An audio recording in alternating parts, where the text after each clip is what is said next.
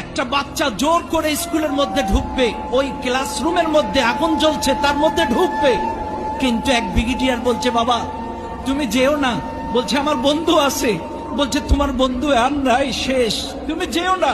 কিন্তু ছেলেটা শুনছে না, ছেলেটা কিন্তু সুস্থ, বাইরে আগে থেকে চলে এসেছে, কিন্তু ওর বন্ধু স্কুলের ভেতরে, ও বলছে না আমি যাব, দৌড়ে গেছে ওর কাছে, যে ওর বন্ধুকে বাইরে নিয়ে এসছে। ওর বন্ধু বাইরে আসার পর যখন মারা গেছে, তখন ব্রিগেডিয়ার বলতেছে বাবা আমি বললাম না তোমার বন্ধু আর নেই?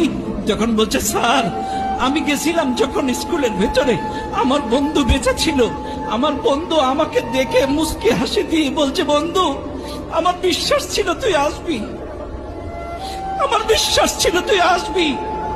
এরপরে আমি যখন ওকে বাইরে বের করতে গেছি তখন আমার বন্ধু মারা গেছে, আমি যদি না যেতাম আমার বন্ধুর শেষ বিদায় হাসি মুখটা দেখতে পেতাম না, আমি যদি না যেতাম আমার শেষ বিদায়টা দেখতে পেতাম না। এমন অসংখ্য দৃশ্য এই মাইলস্টোন স্কুলে ঘটেছে।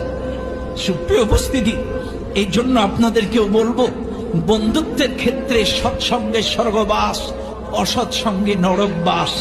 আপনারা এখানে যারা আছেন অবশ্যই আপনার বন্ধু নির্বাচনের ক্ষেত্রে সৎ বন্ধু নির্বাচন করবেন, আল্লাহওয়ালা, নামাজি, কোরআনওয়ালা, ইসলামওয়ালা বন্ধু নির্বাচন করবেন।